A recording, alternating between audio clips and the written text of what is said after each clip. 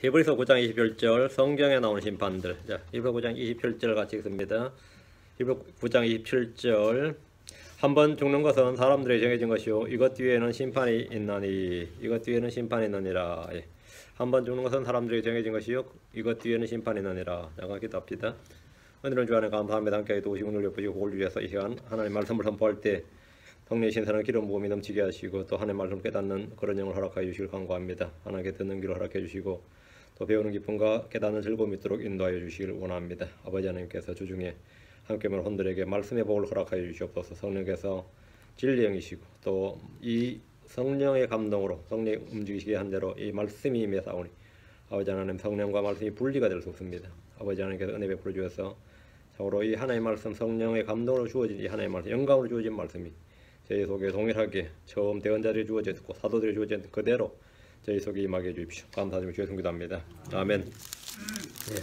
오늘은 성경에 나오는 심판들이라는 주제로 말씀을 전하겠습니다. 이미 심판에 대해서는 여러분 다루기 때문에 간단하게 정리하는 마음으로 성경을 펴서 확인하는 시간을 갖도록 하겠습니다. 이 세상에서 사람들이 가장 슬퍼하고 두려워하는 것은 죽음입니다. 사람들이 어쨌든 죽음을 가장 슬퍼하고 두려워하고 뭐 그렇습니다. 산자는 반드시 죽는다는 것은 생물학적으로도 진리고 모든 사람들이 이미 체험적으로 알고 있는 이것은 누가 가르쳐줘서 아니라 이 선험적으로 알고 있는 진리입니다. 보통 10세 전후에 어떤 사람도 10세가 되기 전에 사람은 죽는다는 걸 다 이 생득적으로 안다 그래요. 10살이 되기 전에 사람은 죽는다 이렇게. 불로불사를 꿈꾸는 애들이 많지만 산 것은 반드시 죽는다. 반드시 죽는다. 이거 이제 필멸이라 생자 필멸이라고 합니다. 그러나 죽음 이후에는 심판이 있다는 사실을 아는 사람, 죽은 이후에는 심판이 있다는 것을 아는 사람은 극히 적습니다. 죽음 후에 이보다 더 무서운 것, 그래서 죽음보다 더 무서운 것, 그건 심판입니다. 성경 분명히 말하기를 한 번 죽는 것은 사람들 정해진 것이고 이것 뒤에는 심판이 있나니 했습니다. 죽음은 죄의 삭시고 결과입니다. 그 이후에는 심판이 있습니다. 몸의 죽음 뒤에 혼에 대한 심판이 있다는 말입니다. 사망은 이 땅에서 몸이 지은 죄에 대한 심판입니다. 사망은 이 땅에서 몸이 지은 죄에 대한 심판이고 지옥은 혼이 지은 죄에 대한 심판입니다. 지옥이 훨씬 더 크고 또 무섭죠. 혼이 지은 죄에 대한 심판이다. 주께서 마태복음 10장 28절에 몸은 죽여도 혼은 능히 죽이지 못하는 자를 두려워하지 말고 오직 혼과 몸을 다 능히 지옥에서 멸하시는 분을 두려워하라. 몸은 죽여도 혼은, 몸과 혼을 딱 분리하였더니 몸은 죽여도 혼은 능히 죽이지 못하는 자를 두려워하지 말고 오직 혼과 몸을 다 능히 지옥에서, 지옥, 몸은 땅으로 혼은 지옥으로, 이게 이제 가장 무서운 거죠. 죄의 삭신 죽음이 확실한 것이라면 죄에 대한 심판 또한 확실한 것입니다. 전도서 기자인 솔로몬은 전도서를 기록하면서 맨 마지막 줄에 최종 결론을 다음같이 맺었습니다. 전도 12장 14절에 하나님께서 모든 은밀한 일과 더불어 선한 일이든 악한 일이든 모든 일을 심판하시리라. 모든 일을 심판하시리라. 이 세상을 살아가면서 또는 이 세상을 산 이후에 모든 사람은 반드시 자신의 행위에 따라 심판을 받게 됩니다. 이 사실은 그 사람이 믿음을 갖든 믿지 않든 관계없이 이루어질 일입니다. 심판은 하나님께서 인간에게 주신 가장 엄중한 말씀이며 우리가 가장 깊이 명심해야 될 성경 공부 주제입니다. 죽는 것이 신자 불신자 관계없이 모두에게 많은 것처럼 심판도 마찬가지입니다. 자신이 믿지 않는다고 해서 혼의 심판 없는 게 아닙니다. 심판이란 단어, 이 저지먼트란 단어, 이 킹덤성경의 저지먼트 이런 단어는 우리말로 이제 다양하게 번역이 되어 심판, 판단, 공의 등 다양하게 번역되었지만 근본적인 의미는 다 동일합니다. 경기하는 선수가 심판이 누구인지 모르고 경기할 수 있습니까? 선수와 심판을 구분 못한다면 말이 안 되죠. 심판이 정한 규칙을 모르고 게임에 임할 수 없습니다. 규칙인지 반칙인지 모른다. 이게 규칙인지 반칙인지 모른다. 이러면 그건 선수의 자격이 없는 겁니다.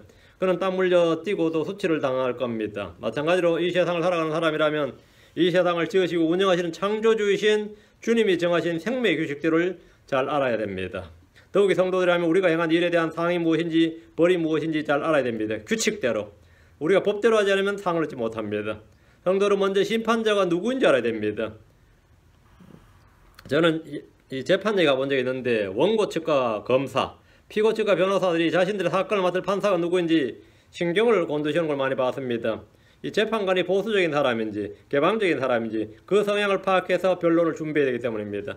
판사가 어떤 사람인지 어떤 식으로 판결을 내리는 사람인지 아는 것이 중요하듯이 성도들 역시 자신을 판단할 이 우주 만물의 재판관, 온 땅의 심판관이신 주님이 누구신지, 어떤 성향의 판결을 내리신지, 뭐에 따라 판결하시는지 이런 것들, 그리고 전에 내린 판결이 어떠한지 전에 내린 재판 결과 이 선례라 그러죠. 아니 판례라 그럽니다. 판례. 이런 걸 살펴보는 것은 굉장히 중요합니다. 우리의 재판관이 누굽니까? 주님은 모든 것을 심판하시는 심판자십니다. 온 땅의 심판자, 우리의 심판자, 모든 것의 심판자, 주 하나님이십니다. 시편 50편 6절에 하늘들이 그분의 의를 밝게 드러내리니 하나님께서 친히 심판자가 되시는도다. 세일라. 하나님께서 친히 뭐가 되신다? 심판자가 되시는도다. 하나님께서 모든 것의 심판자가 되십니다.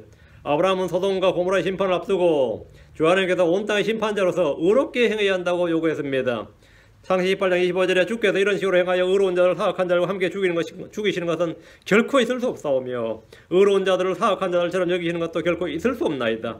온 땅의 심판자께서 의롭게 행하여야 하지 아니하리까 하며 온 땅의 심판자께서 하나님 뭐라고요? 온 땅의 심판자시다. 주님은 민족들을 심판하시고 각 개개인을 심판하십니다. 왕들을 심판하시고 또 가족을 심판하시고 어떤 나라를 심판하시고 주님은 하여튼 심판자다. 성경 말하기를 이사야 33장 22절에 주께서 우리의 심판자시오 주께서 우리에게 법을 주시니시오 주께서 우리의 왕이시니 그분께서 우리를 구원하시로다. 여러분 주께서 우리의 심판자시오 주께서 우리에게 법을 주시니시오. 심판자 이게 사법이죠. 우리의 법을 주시니요 입법이죠. 우리의 왕이시오 이건 뭐 통치죠. 행정이다 뭐 행정부다 뭐. 그래서 주님은 삼권 분립이 아니라 하나입니다. 그분께서 우리를 구원하시로다 그랬습니다. 그건 우리의 심판자고 교회의 심판자시고 모든 것의 심판자십니다. 히브리서 12장 3절에 총회와 하늘에 기록된 처음 난 자들의 교회야 모든 것의 심판자 되시는 하나님과 여러분 모든 것의 심판자 되시는 하나님. 주님은 모든 것의 심판자예요. 산자와 죽은 자의 심판자시고 모든 것의 심판자시고 모든 것의 심판자 온 땅의 심판자 민족들의 심판자. 사도행전 10장 42절에 또 그분께서 우리에게 명령하사 백성에게 선포하게 하시고 하나님께서 산자와 죽은 자의 심판자로 정하시니가 바로 그분이심을 증언하게 하셨으니 하나님께서 산자와 죽은 자의 심판자로 정하시니가 하나님께서 뭐라? 산자와 죽은 자의 심판자로 정하셨다. 주님은 심판자시다. 심판자인 주님께서 무엇을 어떻게 심판합니까? 주님은 한 권의 법전을 기준으로 심판하십니다. 주님의 심판의 근거는 뭐냐? 한 권의 법전입니다. 성경은 생명의 법입니다. 성경은 성례의 법입니다. 성경은 의의 법입니다. 성경은 자유의 법입니다. 성경은 완전한 법입니다. 성경은 왕가의 법입니다. 주님이 바로 이 법을 제정하시고 수여하신 수여자십니다. 주님은 입법자시고 심판자십니다. 두 구절 봅니다. 이사야 33장 22절 그 다음 야고보 4장 12절 이사야 33장 22절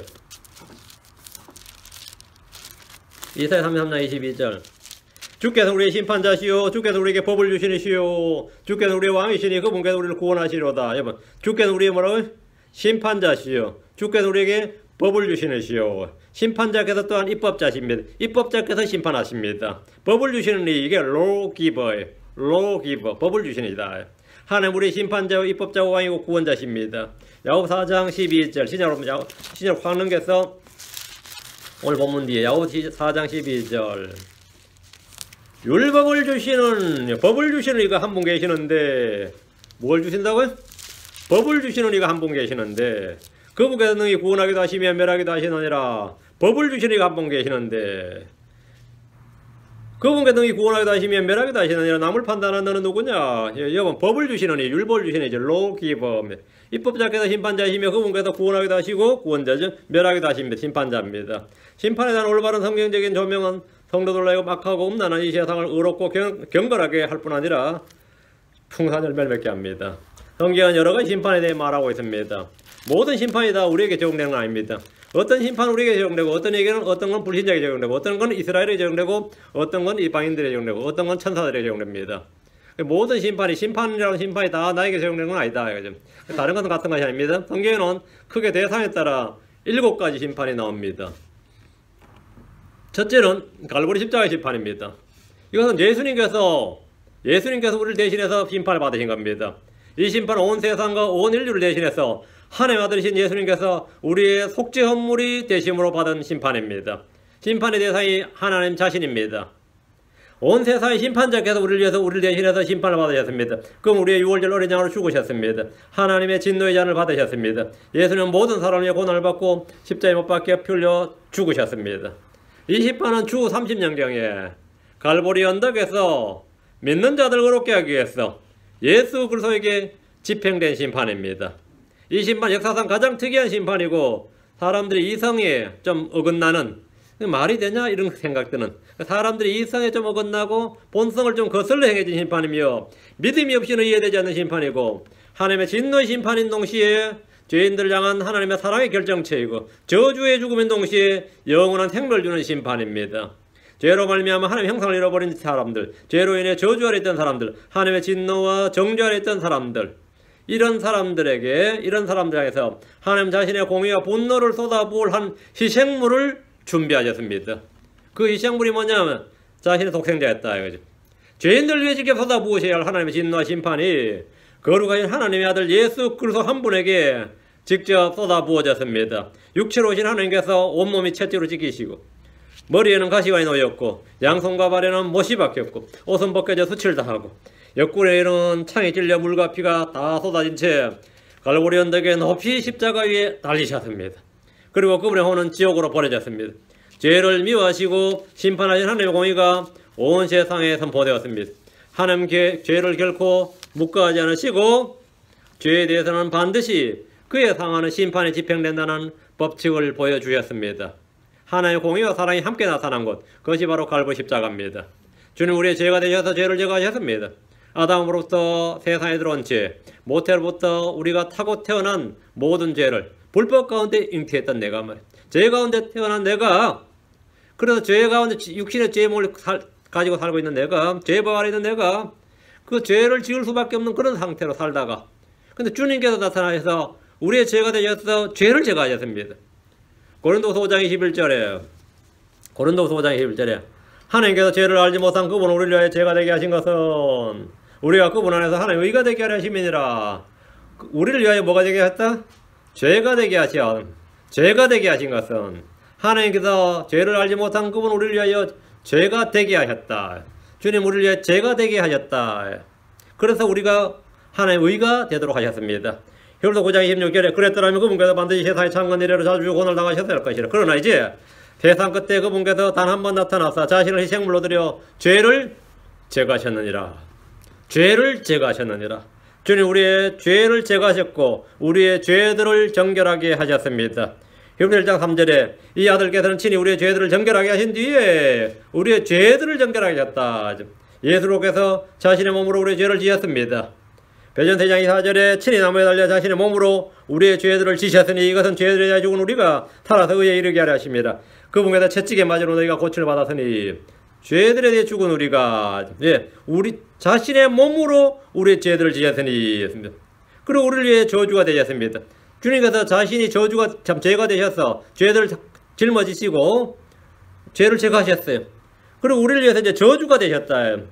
죄에 대한 형벌이 저주입니다. 그렇죠?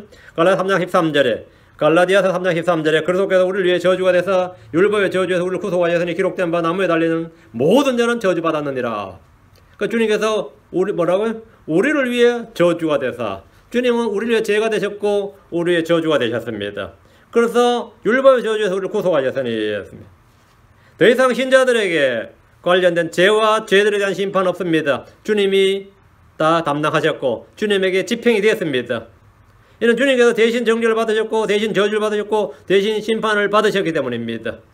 그래서 로마서 8장 33절 34절에 누가 하나님께서 선택하신 자들을 무슨 일로 고소하리요? 의롭다 하시는 분은 하나님이니 누가 정죄하리요? 죽으신 분은 그리스도시요 참으로 다시 일어나신 분도 그리스도시니 그분께서는 바로 하나님 오른편에 계시며 또한 우리를 위해 중보하시느니라. 우리는 아무도 우리를 고소할 수 없다. 의롭다 하시는 분은 하나님이시다. 누가 정죄하리요? 아무도 없다. 아무도 없다. 이것이 하나님께서 행하신 첫 번째 심판입니다. 이 심판은 유일무이한 심판입니다. 이 심판은 유일무이한 심판이에요. 다음 신자들이 받는 심판입니다. 신자들이 자신이 자신에게 하는 심판, 신자들 안에 있는 죄의 심판입니다. 이 심판은 성도들이 일상생활에서 자신을 살펴보고 자백하고 회개하고 돌이키고 자신을 바로잡는 것으로 이 땅에서 하는 자신에 대한 심판이에요. 고린도서 11장 31절 32절입니다. 우리는 구원을 받은 후에 하나님의 자녀로 하나님의 아들의 신분으로 분명히 하나님의 아들이죠. 하나님의 아들이 되었지만 늘 죄를 짓고 산단 말이죠. 그럼 스스로 자신을 판단하고 자신을 심판해야 됩니다. 뭐 누가 우리를 고소하고 누가 우리를 정죄하니 우리 스스로 우리 자신을 심판해야 된다. 판단하고 심판해야 된다. 고린도서 11장 31절 32절 만일 우리가 우리 자신을 판단하려 하면 여기 언더라인 판단을 받지 아니하려냐 판단적에다가 심판하고 쓰면 옆에 써놓으면 돼요. 같은 단어입니다. 만일 우리가 우리 자신을 재판하려 하면 심판하려 하면 판단하려 하면 재판, 심판, 판단 같은 말입니다. 저지입니다. 만일 우리가 우리 자신을 심판하려 하면 심판을 받지 아니하려냐 우리가 심판을 받으면 우리가 주께 징계를 받았나니 이것은 우리가 세상과 함께 정죄를 받지 아니하게 하려 함이니라. 우리가 판단을 받으면 우리가 심판을 받으면 뭐라고요? 주께 징계를 받았나니 이것은 우리가 세상과 함께 정죄를 받지 아니하게 하려 함이니라. 우리는 남을 판단하지 말고 우리 남을 심판하지 말고 자신을 심판해야 됩니다. 우리는 스스로 무엇이 옳은지 판단하고 심판하고 겉모양으로 판단하지 말고 의로운 판단으로 판단하고 육체를 따라 판단하지 않고 무엇이 하나님의 눈앞에 옳은지 판단해야 됩니다. 나를 판단하시는 분은 주님이십니다. 또한 우리 자신이 판단해야 할 것은 뭐냐? 내 자신입니다. 내 자신이에요. 로마 14장 13절 로마 14장 13절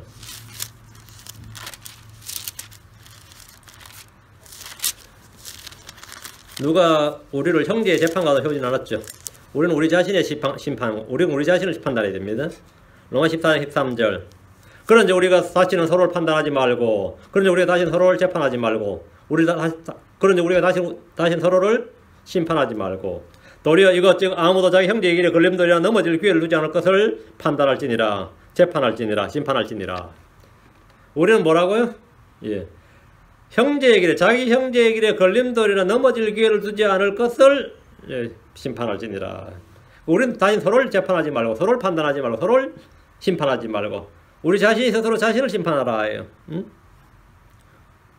그리스도인이 되고 난 이후에 우리는 저 하늘이 아니라 여전히 이 땅에서 육신의 죄에 몰리고 삽니다. 그렇죠? 악한 현대 세상에 살고 있습니다. 마귀가 통치하는 세상에 살고 있어요. 우리는 여전히 육신을 입고 살아갑니다. 바울 사도는 자신이 죄를 짓는 본성이 있음을 다음같이 고백했습니다. 로마 7장 18절에 내 안에 곧 내 육신 안에 선한 것이 거하지 아니한 줄 내가 아노니 원하면 내게 있으나 선한 것을 어떻게 행할지는 내가 찾지 못하노라. 그래서 우리는 자신의 죄를 성찰하고 고백하는 시간이 필요합니다. 요한일서 1장 9절에 만일 우리가 우리의 죄를 자백하면 그분께서는 신실하시고 의로우사 우리의 죄를 용서하시며 모든 불의에서 우리를 깨끗하게 하시느니라. 그럼 당연히 심판 안 받는 거죠. 왜? 다 깨끗해졌으니까. 죄를 고백하는 것은 주님과의 친교의 문제이고 깊은 사랑과 연합의 문제입니다. 내가 아들이라는 사실이 아버지와 깊은 친교 가운데의 삶을 보장해주지 않습니다. 아들이 아버지 뜻대로 행해야 되고 아버지는 그런 아들의 필요를 채워주고 서로 친함이 있어야 됩니다. 성도로서 하나님의 자녀로서 우리 하나님의 뜻대로 걷는다면 우린 주님과 깊은 사귐이 있을 겁니다. 요한일서 1장 6절 7절에 이 점을 분명히 말합니다. 만일 우리가 그분과 교제한다고 말하며 어둠 가운데 걸으면 우리가 거짓말하고 진리를 행하지 아니하느니라. 우리가 그분 교제한다고 말하면서 어둠 가운데 걸으면 뭐라고? 거짓말이고 그건 진리를 행하지 않는 것이다. 그러나 그분께서 빛 가운데 계신 같지만 우리가 빛 가운데 걸으면 우리가 서로 교제하고 하나님과 우리가 서로 교제하고 또 그분의 아들 예수 그리스도의 피가 모든 죄에서 우리를 깨끗하게 하느니라. 아들의 범죄는 아버지를 욕되게 하는 겁니다. 마약이든 약물 복용이든 술을 먹고 방탕한 행을 하거나 못된 친구를 사귀므로 아버지를 슬프게 하는 자식들이 있습니다. 마찬가지로 이런 이유로 하나님 아버지를 슬프게 하는 그리스도인들이 많이 있습니다. 하라는 공부를 하지 않음으로써 열심히 생활하지 않음으로써 게으름을 피우고 일을 하기 싫어함으로써 아버지를 슬프게 할 수 있습니다. 마찬가지로 성경 읽지 않고 공부하지 않으므로 영적 생활을 태만히 함으로 하늘에 계신 아버지를 슬프게 하는 성도들이 많이 있습니다. 형제간에 서로 다투는 일은 아버지 마음에 근심과 걱정을 안겨주는 일이듯이 성도들이 교회에서 같은 형제들끼리 다투고 반목하고 불화 가운데 지내는 것은 하나님 아버지를 가장 슬프게 하는 일입니다. 부모가 그냥 애가 그래도 뭐 공부도 못하고 뭐도 못해도 말이죠. 그 형제간에 우애만 좋아도 한숨이 놓여요. 응? 형제간에 우애만 좋아도 그 둘이 말이죠. 제가 어제 동영상 하나 누구한테 보내준 동영상이 하나 있거든요. 어느 교회에서 형제들이 싸웠다고 싸워가지고 이거 보여주랬는데 고양이 2마리가 말이죠. 지가 한 번 먹고 밀었죠. 발로 상대 먹으라고. 상대가 내가 우리 교회 한번 올려놔야 보고 밀었죠. 그것도 한두 번이 아니에요. 그거 다 먹을 때까지. 요즘은 이게 짐승들이 나은 것 같아요. 사람보다. 짐승들이 나은 것 같아요. 응? 보통 짐승들은 먹을 거 있으면 서로 막 그러잖아요. 근데 보니까 이 고양이 두 마리가 서로 지가 한 번 먹고는 발로 탁 오른발로 밀어주면 상대가 먹고 또 상대는 밀어주고 이러는 거야. 응? 네, 근데 그걸 보는 그 주인의 기쁨이 어떻겠어요? 주인이 그냥 주인 아닌 사람도 보면 그 기뻐. 주인 아닌 사람도 보고 참 기특하네, 놀랍네, 감동받다. 근데 크리스천들이 서로 사랑하면 말이죠. 하나님은 물론이고 천사들도 물론이고 이 불신자들이 봐도 저 사람들은 좀 놀랍네 싶어. 그런데 생각해 보세요. 맨날 싸워. 그럼 불신자들이 뭐라 그럽니까? 여기가 교회인 줄 아나? 왜 싸우냐 그래요?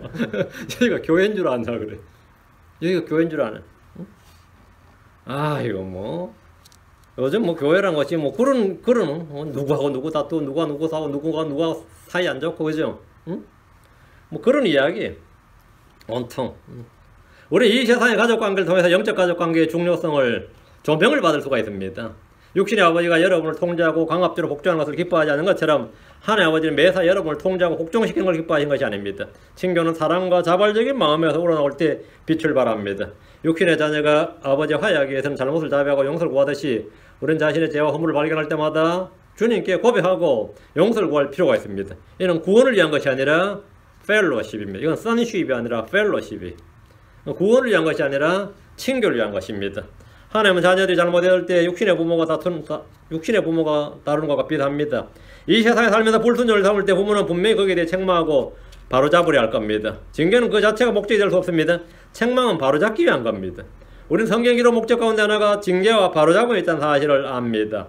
디모데후서 3장 16절 17절에 보면 디모데후서 3장 16절 17절에 모든 성경 기록을 하나님의 영광으로 주신 것으로 교리와 책망과 바로잡음과 의로 교육하기 유익하니 이것은 하나님의 사람이 완전하게 되어 모든 선한 일에 철저히 갖추어지게 하려 함이니라. 교리와 책망과 바로잡음과 의로 교육이 성경 기록의 목적입니다. 순서를 주목해 보세요. 교리 다음 뭐라고요? 책망, 바로잡음, 의로 교육이지. 교리는 뭐냐면 옳고 그름 선과학의 절대적 기준입니다. 그 애가 뭐가 옳은지 뭐가 나쁜지 선인지 악인지 구분 못한다 그러면 어떻게 돼요? 이제 황당하죠. 다 큰 놈이 그거 구분 못한다 그러면 뭐 정말 더 황당한 거죠. 잘못을 잘못인지 모른다 이거예요. 뭘 잘못했는지 모른다 그러면 어떻게 되죠? 이거는 정말 개입이 생기는 겁니다. 가지고 막 뭐라 그러는데 애가 나한테 왜 이러는데 이런 식으로 나오면 어때요? 그 한참 뭐라 그러다 보니까 지금 걔는 잘못한 줄 몰라. 오히려 꾸중하는 사람이 뭐죠? 뭘 모르고 꾸중하는 꼴 나는 거죠. 그 책망만 되는 게 아니에요. 교리의 기반이 없으면 책망이 안 됩니다. 옳고 그른가 선악의 기준, 이 선과 악의 절대 기준이지. 교리라는 것은 뭐냐면 옳고 그른가 선과 악의 좌표예요. 절대 기준이라고. 이게 없으면은 뭐 아예 책망 자체가 성립 안 하는 거죠. 성경은 교리를 가르쳐 주는 겁니다. 우리는 이 교리에 근거해서 믿고 생각하고 생활할 때 하나님의 뜻 가운데 사는 겁니다. 이 교리에 근거해서 판단하는 겁니다. 이 교리를 근거로 우리는 자신을 돌아볼 수 있고 성찰할 수 있고 심판할 수 있습니다. 성경적 교리에 근거하지 않는 책망은 그냥 성질내는 거죠. 지하에서 자기 지금 요즘 화풀이 하는 거고 스트레스 푸는 거예요. 분풀에 지나지 않는단 말이죠. 요즘 가끔 지나가서 여러분이 초등학교 때나 중등학교, 고등학교 때 생각해 보세요. 참 그 엄한 시절을 지냈던 선생님들이 가끔 성질 나면 어떻게 해요? 애 잡죠. 지금 돌이켜 지금 그때 모르고 맞았는데 저렇게 생각해보면 순전히 그냥 팬 거야. 그래 뭐 사랑의 매가 소리 하지 마라 이거야. 그러니까 한두 개가 아니라고. 저 엄청 맞았다. 저도 엄청 맞았거든요. 예, 제일 만만하니까. 선생님 애들 다 알아요. 여러분 진짜 아버지 뭐 하시는 거 다 되는 거야. 그 패는 놈만 패요 또. 패는 놈만 만든 놈만 맞아 또 보면 그렇죠. 근데 자기 성질 더 많이 나면 뭐 애 더 잡는 거죠. 그럼 뭐 수두룩박박했지 그런 케이스가.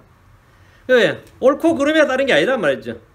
근데 이게 지금 교회에서 비슷해. 아니 가정에서 비슷하다. 이건 왜? 내가 안에 교리가 없어요. 나도 없는데 상대도 없어.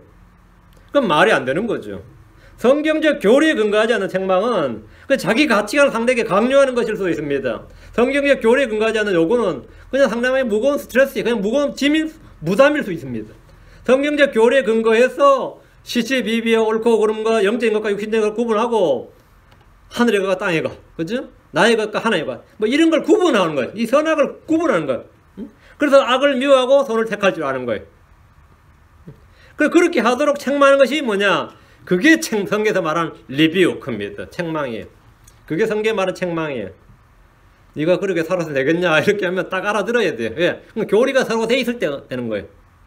사람, 그래서 우리가 제일 먼저 가르치는 게 뭐냐? 교회에서 무조건 일단 교리를 가르치는 거예요. 교리를. 그건 죄다 하고 가르치는 건 죄다예요. 그건 무조건 죄다. 그건 악한 것이다. 그건 육신적인 것이다. 그건 땅에 속한 것이다. 이렇게 그것이 일단 내 안에서 형성되고 성립이 돼야 돼요. 다음에 먼저 그렇게 되면 이제 뭐가 되는 거죠? 판단의 근거가 생겼으니까 판단할 수 있는 거죠. 사람은 누구나 자신의 행위에 확신을 갖기에 책망을 좋아하는 사람은 매우 드물 겁니다. 아무리 작은 아이라도 아버지가 자기를 꾸중할 때 싫어하고 칭찬할 때 좋아합니다. 꾸중할 때 싫어하고 칭찬할 때 좋아해요. 근데 참 제가 애를 키워보니까 희한하게도 이 지가 잘못해서 맞을 때는 가만히 있더라고요. 희한하게도. 근데 자기가 잘못한 줄 모르고 이제 어떻게 우리가 오해를 해서 뭐라 그래 하면은 엄청 반발해요. 코 조그만 것들이. 근데 웃기더라고 아주. 이제 자아가 겨우 형성될 만한 나이에도 그래요. 자아가. 근데 머리 굵어보세요. 어떨 것 같아요? 난리 나는 거지. 뭐 치받지. 막 치받아요. 응? 바른 책망이 주는 효과는 이로 말할 수 없이 많습니다. 책망을 듣고 돌이킬 때 종기를 얻게 됩니다. 바른 책망이 주는 효과예요. 반면 책망을 무시할 때 사람은 어떻게 되느냐? 짐승 같은 인간이 된다. 잠언 6장의 3절에 말하기를 그 명령은 능부려 그 법은 비침이요 훈계하는 책망들은 생명의 길이니라. 훈계하는 책망들은 생명의 길이니라. 주의 징계를 없인 여기서는 안 됩니다. 주님 우리를 사랑하시며 우리에게 많은 유업의 상을 주시기 위해서 저와 여러분을 징계하십니다. 책망하시고 징계하십니다. 주님 우리를 기뻐하시며 의의 열매를 더 풍성히 맺게 하기 위해서 징계하시고 책망하신 겁니다. 히브리서 12장 10절 11절에 진실로 그들은 며칠 동안 자기들이 기뻐하는 대로 우리를 징계하였거니와 그분께서 우리의 유익을 위해 하시나니. 사람들은 뭐 때문에 하죠? 자기들이 기뻐하는 대로 우리를 징계하였거니와 그분께서 하나님께서는 우리의 유익을 위해서 하시나니. 이것은 우리가 자신의 거룩하며 참여하는 자가 되게 하셨습니다. 이제 어떤 징계도 그 당시에는 기쁘게 보이지 않냐고 슬프게 보이나 그러나 불구하고 나중에는 그것으로 말미암아 단련된 자들에게는 그것이 의의 합평의 열매를 맺느니라. 그러니까 주님의 손길이 한번 닿아서 한번 만질 때는요, 정말 막 죽고 싶다는 생각이 막 저절로 하루에 수십 번 죽고 싶다는 생각이 저절로 날 만큼 아주 혹독할 때가 많이 있습니다. 주의 손에 떨어지는 게 진짜 무서운 일이에요. 그게 정말 무서운 일이에요. 그때는 정말 죽고 싶어도 죽지도 못해. 아주 하나님께서 제대로 한번 손봐 주실 때가 있거든요. 그 왜 하시는 것 같아?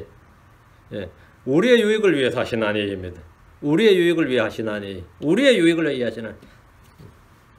예. 그리고 나서 그것이 뭐냐? 나중에는 그것으로 말미암아 단련된 자들은 그것이 의의 합평의 열매를 맺느니라. 주님의 징계와 책망이 열매를 맺는다. 의의 합평의 열매입니다. 저와 여러분 같은 육신의 부모들은 자식을 징계해도 어릴 때 한때뿐입니다. 어릴 때 한때뿐이에요. 크고 장사하면 징계할 수 없을 겁니다. 그래서 성경은 잠시 동안, 매우 잠시 동안, 킹덤에 보면 barely for a few days, 매우 잠시 동안 이렇게 말합니다. 매우 잠시 동안. 저와 여러분 자식을 징계할 때 우리 자신의 즐거움을 위해서 매질하는 경우가 많습니다. 그러나 주님은 그렇지 않습니다. 주님이 주시는 징계를 통해 우리는 의의 평강한 열매를 맺게 됩니다. 징계가 없다면 여러의 구원을 다시 한번 점검해 봐야 됩니다. 남의 자식에게 매를 드는 부모가 없듯이 하나님은 남의 자녀에게 매를 드시지 않습니다. 난 예수 믿고 나서 징계 근거는 없었다 이걸 자랑하는 분들이 있는데 사생하구나 이렇게 생각하면 돼요. 저 사람은 구원 안 받았구나 생각하면 거의 맞습니다. 다음이 바로잡음입니다. 교리, 책망, 바로잡음인데 책망을 받아들인 사람들만 바로잡힙니다. 책망을 했을 때, 그 교리를 바탕으로 책망한다 그랬죠? 교리를 바탕으로 책망하고 징계를 했을 때 그 책망을 받아들이면 바로잡히고 안 받아들이면 뭐가 되는 거죠? 바로잡히지 않는 거죠. 성경을 통해서 설교를 통해서 다른 형제를 통해서 여러분은 책망을 받을 수 있습니다. 그들의 책망을 받아들인다면 여러분은 바로 잡힙니다.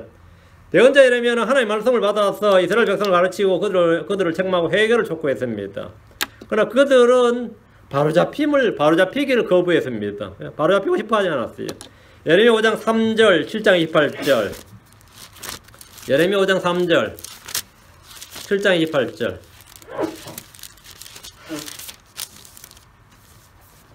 오 주여 주의 눈이 진리에 있지 아니하나이까 주께서 그들을 치셨으나 징계죠. 그들은 근심하지 아니하였고 주께서 그들을 소멸시키게 하나 그들은 바로잡는 것을 받아들이지 아니하였으며 자기들의 얼굴을 바위보다 굽게 하고 돌아오기를 거부하였나이다. 회개를 거부했다. 바로잡히기를 뭐했다? 거부했다. 특이하죠. 그 징계를 거부해 근심하지 않고 바로 잡는 것을 커렉션을 받아들이지 않았다. 그게 뭐 커렉션을 받아들이지 않았다. 뒤로 7장 28절 오직 너는 그들에게 이르되 이 민족은 주 자기들 하나님의 명성에 순종하지 아니하며 바로 잡는 것을 받아들이지 아니하는 바로 잡힘을 받지도 아니하며 no receive correction 바로 잡힘을 받지도 아니하며 바로 잡히지 아니하는 민족이니 진리가 사라졌고 그들의 입에서 끊어졌다 할지니라. 바로 잡히는 걸 거부했다 그랬어요. 사람은 누구나 성경에 근거한 건전한 교리를 바탕으로 책망하고 그 책망을 받아들일 때 바로 잡힙니다. 책망은 받아들여야 바로 잡혀요. 나의 마음을 바로 잡아줄 사람, 나의 가치관을 바로 잡아줄 사람, 나의 행실을 바로 잡아줄 사람이 필요하지 않습니까? 구분자를 가지고 측량할 수 있습니까? 구분전장을 바로 잡지 않고 일할 수 있습니까? 마찬가지로 사람이 바로 잡히지 않으면 하나님은 그 사람을 하나님 일꾼으로 아무 쓸모가 없습니다. 사용할 수가 없습니다. 구분자를 어떻게 썼냐 이거예요. 욥은 말하기를 욥기 5장 17절에 보라 하나님께서 바로 잡아주시는 자는 행복한 자니 그런즉 너는 전능자의 징계를 업신여기지 말지니라. 전능자의 징계를 업신여기지 말지니라. 넷째, 의로 교육하는 겁니다. 바른 교를 배우고 책망을 받아들여서 바로 잡혔다면 더할 수 없이 기쁜 일입니다. 그러나 거기서 멈춘다면 우리는 회개하고 자백하고 회개하고 자백하고 이 반복 사이클입니다. 여러분 이제 카이로프랙틱 아시죠? 척추교정 가면 이제 구분 척추를 바로 잡아준다 해서 두두두두 하거든요. 그럼 뭐 한 대 해도 금방 원상복귀 됩니다. 왜? 자세를 바로 잡지 않으면 그거 한번 고친다고 해서 잡히지 않는단 말이죠. 그래서 척추 교정에 앞서서 자세를 바로 잡으라고 계속 이야기해요. 그렇지 않으면 계속 원상복귀 된다는 거죠. 마찬가지로 지속적인 의의 교육이 없으면 의로 훈육함이 없다면 우리는 언제나 다시 옛생활로 돌아갑니다. 그걸 같은 사이클을 그리는 거예요. 회개하고 자백하고 회개하고 징계받고 어? 맞죠? 그리고 나서 또 죄짓고 회개하고 자백하고 또 징계받고 뭐 이런 거죠. 계속 그 반복해 다람쥐 쳇바퀴 돌듯이 지역교회는 여러분들을 의로 교육하는 곳입니다. 한국은 교회라는 말을 쓸 때 이 교회, 이 교자를 가르칠 교자 됐죠. 모일 교자가 아니라 가르칠 교자를 써서 교회 이렇게 합니다. 교자가 가르칠 교자가 모일 해자죠. 모임, 가르치는 모임이고 이 모일 교자를 안 쓰고 이제 가르칠 이제 본래는 모일 교자를 써야죠. 근데 이는 교회가 하나님의 말씀을 가르치는 의의 교육기관으로 생각했기 때문에 그렇습니다. 한국 교회에서는 전부 다 가르칠 교자를 써요. 여기는 뭐라? 여기는 의의 교육기관이다 이거예요. 진리의 교육기관이다 이거예요.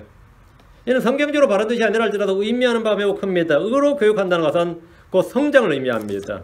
이렇게 될 때 하나님의 사람들, 저와 여러분은 모두 선한 일에 철저히 구비되는 겁니다. 저와 여러분을 대신한 갈보리의 첫 번째 심판이 과거적인 것이라면 아들로서의 심판은 현재 우리가 이 땅을 살아가면서 현재적인 겁니다. 두 번째가 아니고 세 번째 심판은 그리스도의 심판석입니다. 그리스도의 심판석도 크리스천과 연관되어 있습니다. 이것은 크리스천의 현재가 아니라 크리스천의 미래에 이 땅이 아니라 저 하늘에서 우리 모두 그리스도의 심판석 앞에 서야 됩니다.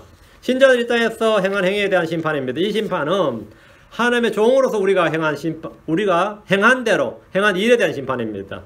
저희들 이 땅에서 그리스도의 종으로서 의의 사역자로 주님 오실 때까지 일하도록 부름을 받았습니다.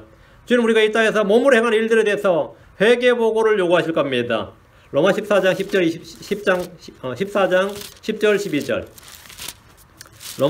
10절 12절 그런데 내가 어찌하여 내 형제를 판단하느냐 어찌하여 내 형제를 무시하느냐 우리가 다 그리스도의 심판석 앞에 서리라. 크리스천은 모두 다 예외 없이 어디 선다고요? 그리스도의 심판석 앞에 서리라. 그리스도의 심판석 앞에 서리라. 여기서 우리는 크리스천들입니다. 우리가 다 그리스도의 심판석 앞에 서리라 했습니다. 불신자들이 이 심판과 아무런 관련이 없습니다. 신자들이 하늘에 들림받을 때 그리스도의 심판석 앞에 다 서게 됩니다. 14장 12절 그러므로 이와 같이 우리 각 사람이 자신에 관하여 하나님께 뭐하리라? 회개보고를 하리라. 자신에 관하여 우리는 남의 일에 대해서 회개보고하지 않습니다. 자신에 관하여 회개보고하리라. 이 심판은 주님이 돌아오실 때 공중에서 행해질 심판입니다. 저 하늘에서. 성경이 이것을 걸어 그리스도의 심판석 이렇게 말합니다. 고린도서 5장 10절 근데 이 로마서 여기는 이제 이 개혁성경은 이 하나님 심판석 이렇게 번역되어 있어가지고요. 성경이 변경되어 있어서 그리스도 심판석 자체가 엎어져 버린 거죠. 개혁성경 쓰는 교회 다니면 이게 없는 거죠. 고린도서 5장 10절 우리가 반드시 다 그리스도 심판석 앞에 서리 우리가 반드시 다 그리스도 심판석 앞에 나타나리니 이로써 각 사람이 좋은 것이든 나쁜 것이든 자기가 행한 것에 따라 자기 몸 안에서 이루어진 것들을 받으리라. 우리가 받는다요. 우리가 행한 대로 받는다요. 마음은 있는데 몸이 따르지 않았다고 말한 것은 변명입니다. 그것은 자기를 속이는 것이고 주님을 조롱하는 겁니다.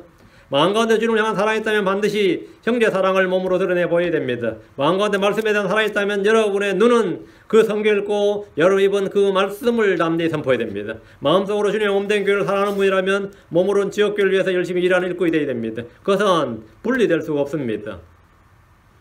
그게 분리됐다. 마음속으로 엄청 사랑하는데 몸으로 안 된다. 그건 다 뭐라 그러죠? 가짜, 가리지날, 뭐 위선자, 나이롱신자, 뭐 썬데이 신자, 뭐 이런 소리 막 하는 거예요. 그런 사람들에서 완전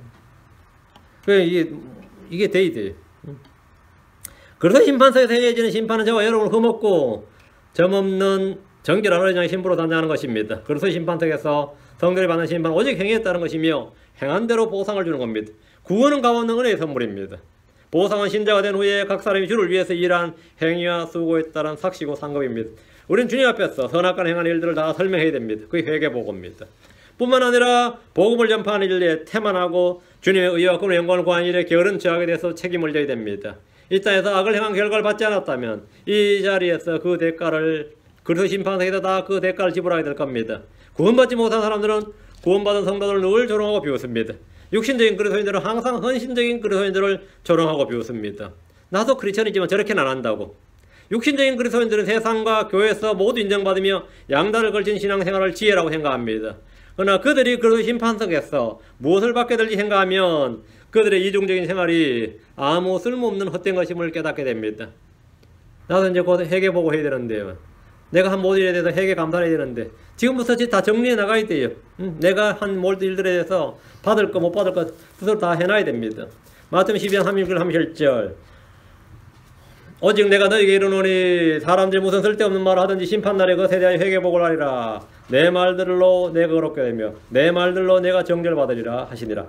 여기 보면 심판날에 그것에 대하여 회개복을 하리라. 회개복을 하리라. 우린 다 그래서 심판석에서 뭐라고요? 회개복을 한단 말이죠.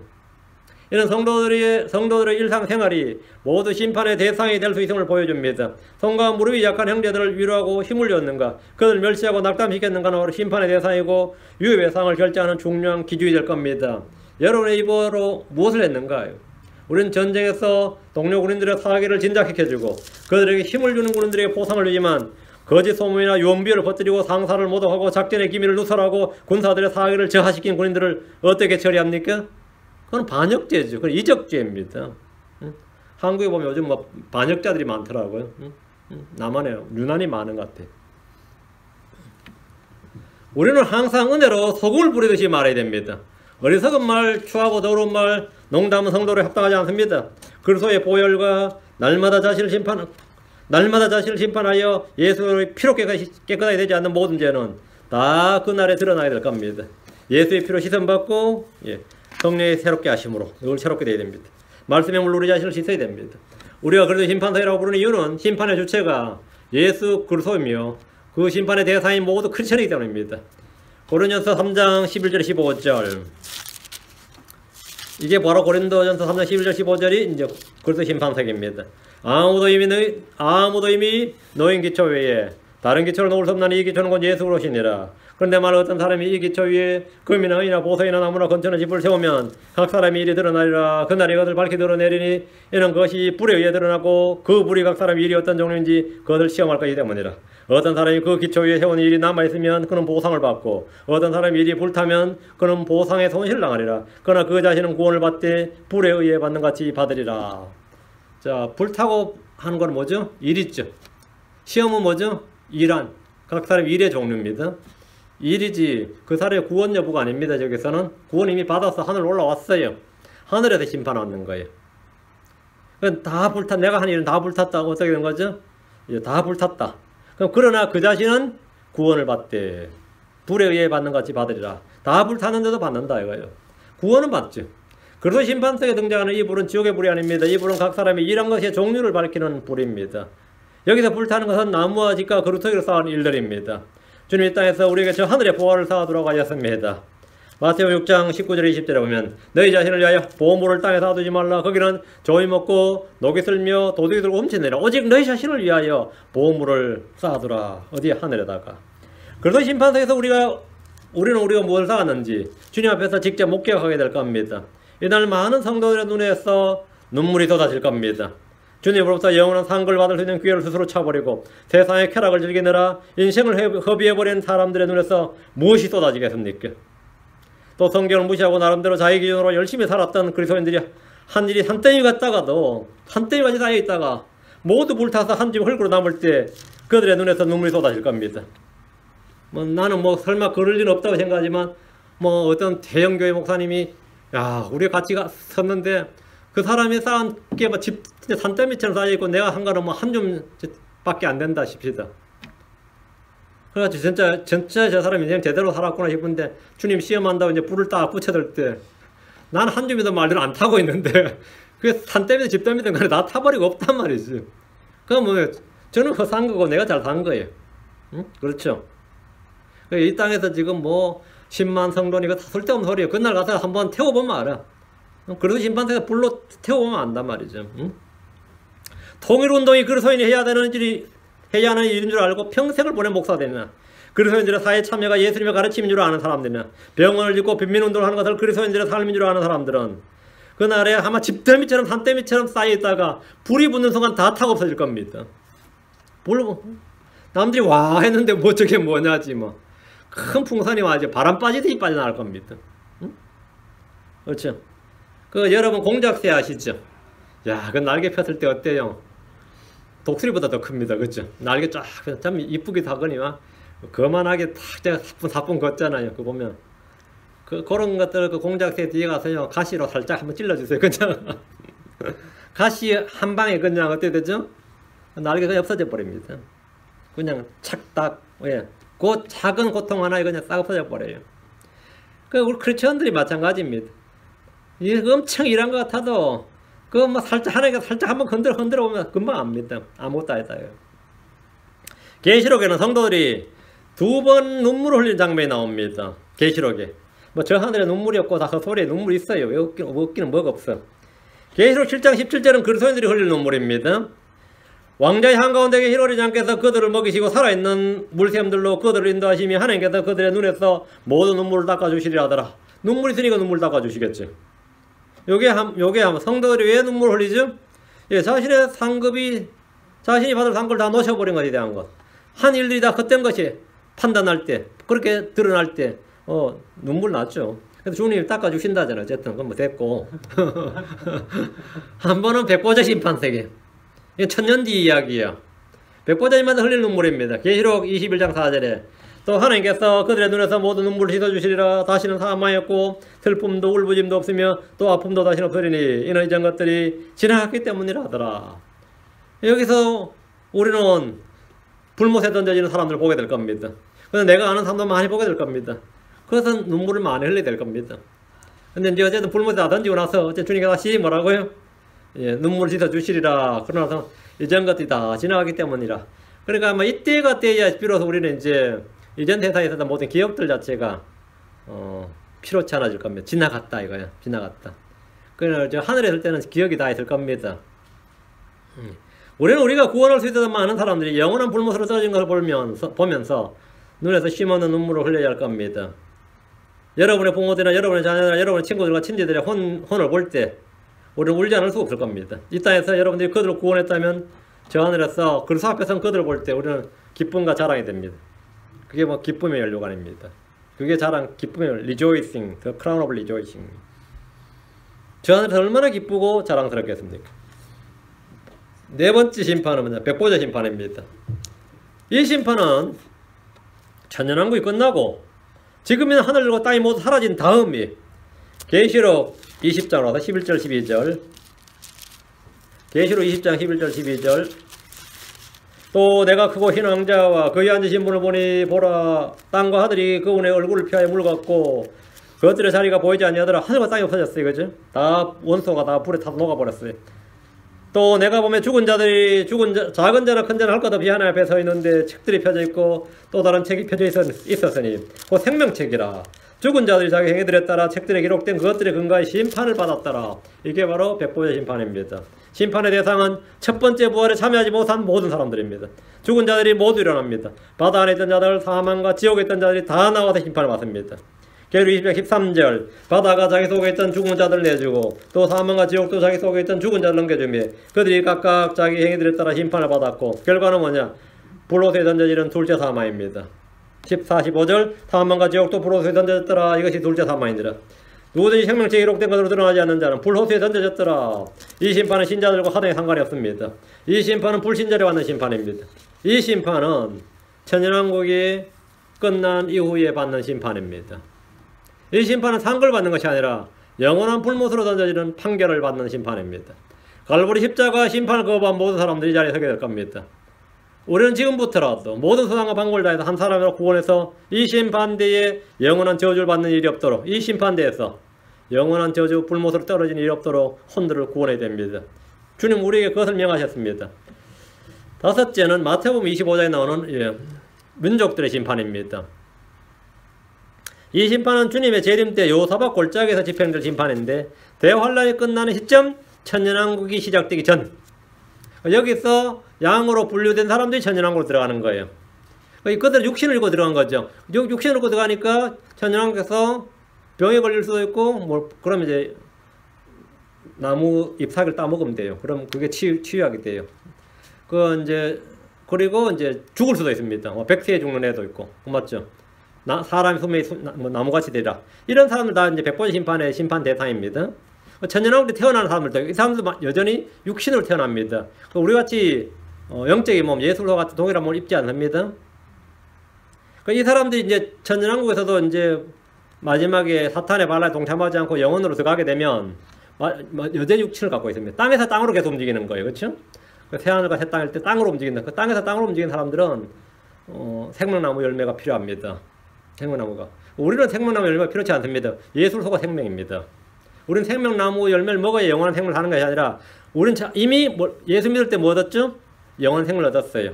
그래서 생명나무 열매를 먹을 필요가 없어요. 생명순이 생명나무 열매가 전혀 그렇지는 의미가 그건 필요 없습니다. 그러나 육신을 입은 사람들은 필요합니다. 여기서 민족들의 심판이라고 그랬는데 심판의 근거가 뭐냐면 대환란 때 주님이 형제라 불리는 유대인들이 어떻게 되었느냐에 달려있습니다. 양과 염소의 민족으로 분류될 겁니다. 이 심판이 흔히 백보자 심판과 혼동되거나 오해한 일이 좀 있습니다. 간단히 차이를 살펴보면 민족들의 심판에는 부활이 없습니다. 민족들의 심판 때는 부활이 없어요. 그 천년왕국 실전에 부활하는 건 없죠. 이 심판은 땅에서 있습니다. 책들도 펴져 있지 않습니다. 양과 염소 형제라 불리는 세 부류가 나옵니다. 천년왕국 이전입니다. 반면 백보자 심판에는 죽은 자들의 부활이 있습니다. 하늘과 땅들이 사라집니다. 책들이 펴져 있습니다. 죽은 자들 한 부류만 나옵니다. 천년왕국 이후입니다. 이건 전혀 다른 심판입니다. 그러니까 나도 양으로 분류돼 이거는 말 같은 소리고 그거는 말 같지 않은 소리고 그거는 크리스천하고 하나에 상관없는 이야기. 민족들의 심판이 이건 크리스천은 하나님의 아들들이 돼서 이미 하늘에 올라갔다 내려온 거예요. 여섯째 천사들의 심판입니다. 천사들의 심판을 누가 받는다고? 천사들이 받아요. 심판은 누가 하죠? 크리스천이 합니다. 천사들의 심판에 대해서는 대부분의 교회에서 거의 가르쳐지지 않는 주제인데 왜 안 가르칠 것 같아요? 몰라서 안 가르치는 거예요. 뭐 이유 없어요. 지옥은 마귀와 그의 천사들이 만들어졌습니다. 주님은 범죄한 천사를 아끼지 않으시고 지옥에 던지셨습니다. 베드로서 2장 4절에 하나님께서 죄를 지은 천사들을 아끼지 아니하사 지옥에 던지시고 어둠의 삭설에 넘겨주어 심판 때까지 예비해 두셨으며 심판 때까지 어느 심판? 백보자 심판. 백보자 심판대가 예비해 두셨다 이 말이에요. 첫사람 아담은 천사들보다 낮게 지음받았지만 하나님의 아들들이 된 우리는 천사들보다 나은 존재들입니다. 우리는 천사들을 심판해야 될 겁니다. 고린도서 6장 3절 이 구절을 이제 정확히 이해를 못하면 이제 성경을 백독을 하든 천독을 하든 이제 모르는 거죠. 고린도서 6장 3절 우리가 천사들을 심판할 것을 너희가 알지 못하느냐 하물 이 세상 삶에 속한 일들은 얼마나 더 많이 판단하겠느냐 심판하겠느냐. 저지죠. 우리가 천사들을 저지할 것을 심판할 것을 우리 성경에 뭐라고 되어 있죠? 판단할 것으로 되어 있죠. 판단, 심판, 재판 같은 말입니다. 우리가 천사들을 심판할 것을, 재판할 것을 너희가 알지 못하느냐. 천연왕국에서 12사도는 뭐가 되죠? 12지파의 재판관이 되죠. 우리도 왕과 제사장이 됩니다. 재판관이 됩니다. 자, 우리가 장차 뭐가 되는 거죠? 우리가 천사들을 심판한다. 우리가 천사들을 심판할 것을 너희가 알지 못하느냐. 대상은 영과 그의 천사들, 마귀와 그의 천사들, 범죄한 천사들, 자기 처솔들한 천사들, 사탄을 따른 천사들입니다. 감옥에 있는 영들도 심판의 대상입니다. 한때 하나님의 아들들이라 불렸던 천사들이 하나님의 아들들이라 불렸죠. 한때 하나님의 아들들, 이전 세상에서 하나님의 아들들이라 불렸던 이들이 이 땅에서 범죄했으나 이제는 하나님의 아들들이 된 우리가 그들을 심판하게 됩니다. 이게 천사들의 심판입니다. 하나님께서 우리에게 하나님의 아들들이 되는 권능을 주었어. 이 땅을 통치하고 우리로 하여금 타락하게 한, 우리로 하여금 범죄하게 한 마귀와 그의 천사들, 그죠? 그 천사들을 우리가 뭐라고? 심판할 권능을 주셨습니다. 이거 완전 영광스러운 일입니다. 놀라운 일이죠. 일곱째 심판은 이스라엘의 심판입니다. 이스라엘의 심판은 이스라엘이 심판의 대상이 되는 건데, 이 심판은 교회가 들림받은 후에, 이 교회가 들림받은 후에 이 땅에 남게 될 유대인들이 당하게 될 심판, 야곱의 큰 고난, 이렇게 야곱의 고난 또는 큰 환란, Great Tribulation 하는 대환란입니다. 대환란 이스라엘에 대한 하나님의 심판입니다. 이 심판은 큰 환란이라 불리고 유대인들에게 진노가 쏟아지는 야곱의 고난은 3년 반입니다. 이들은 하나님께서 자기들을 통치하는 것을 거부했고 그분의 아들 예수로께서 왕이 되시는 것을 거부했습니다. 사무엘상 8장 7절에서는 내가 그들을 통치하는 것을 그들이 거부한다 그랬죠. 그래서 왕을 달라고. 하나님께서 그들을 통치하는 걸 거부했습니다. 하나님이 직접 통치를 거부하고 아버지를 거부한 거죠. 다음에 아들을 보냈더니 이번에 예수를 유대인의 왕으로 태어나신 분인데, 우리는 가이사르에는 우리 왕이 없나이다 하면서 예수 그리스도께서 왕이 되신 것을, 자신들이 왕이 된 걸 거부했습니다. 그들은 그분이 메시아로서 통치하는 것을 배척하고 그분을 죽였습니다. 그리고 오순절에 성령이 임했고 다시 한번 민족적으로 회개를 촉구했는데 사도행 실장에서 스데반을 때려 죽이면서 성령님을 거역했습니다. 유대인들은 온 세상에 흩어진 후에도 여전히 회개하지 않고 주 예수를 믿지 않습니다. 이들은 야곱의 고난이라고 불리는 큰 환란을 겪은 후에야 비로소 자신들이 찌른 그분이, 자신이 십자가에 못 박아 죽인 그분이 주 예수 그리스도시고 자신들의 통치자고 메시아라는 사실을 알고 회개합니다. 이스라엘이 겪게 될 대환란을 성경은 한 단어로 그냥 주의 날 이렇게 말합니다. 썬데이가 아니고 주의 날 이렇게 말합니다. 주의 날 이렇게 말해요. 이 고난은 구약의 핵심 주제이고 요한계시록 6장부터 19장까지가 바로 이 이야기입니다. 이 이야기로 아주 생생하게 보여집니다. 그래서 오늘 성경에 나오는 7가지 심판에 대해 정리했고, 우리 교회 가면 홈페이지에도 이 내용이 좀 있고요. 원고도 있어요. 또 오늘 약간 더 정리를 좀 보강해서 했는데 여러분 잘 기억하셔서 대상과 시기와 심판의 근거와 차이를 좀 분명히 알아두시기 바랍니다. 우리와 관련된 심판은 갈보리 십자가 예수 그리스도께서 우리 대신 받은 심판과 신자들이 자신을 회개하고 자신을 스스로 판단하는 심판과 다음에 그리스도 심판석에서 우리 하나님 앞에 회개 보고해야 될 것들, 이것이 바로 크리스천과 관련된 심판이고 나중에 우리는 모두 다 100번째 심판석에서 불못에 던져질 자들을 보게 될 것이다. 그리고 주님과 함께 이 땅에 왔을 때는 양과 염소로 분리될 때 우리가 이제 그것도 함께 보게 될 겁니다. 다음에 한 가지 우리 직접 할 심판은 천사들의 심판. 그렇게 해서 7가지 심판이 다 정리되었습니다. 7가지 심판이 다 정리됐고 이런 심판이 있다 이렇게 아시면 됩니다. 성경을 딱 조직적으로 좀 이렇게 이해하고 마음속에 딱 정리해 두시기 바랍니다. 또 나중에 딴소리 하면 안 됩니다. 안 배웠다느니 못 들었다느니 기타 등등 기도합시다. 위대하시고 간주하는 감사합니다. 함께 오시고 은혜를 베푸시고 복을 주시고 이 시간 하나님께서 주신 말씀을 선포했습니다. 듣는 모든 혼들에게 은혜를 베푸시고 하나님 저희가 이 땅에 살아가는 동안 서로 주께서 우리를 대신해서 지혜가 되시고 또 저주가 되어 주신 것 믿습니다. 또 이 주님께서 받으신 그 잔으로 인해서 저희가 주님의 진노로부터 벗어나게 되었고 주님의 모든 심판으로부터 벗어나게 되었습니다.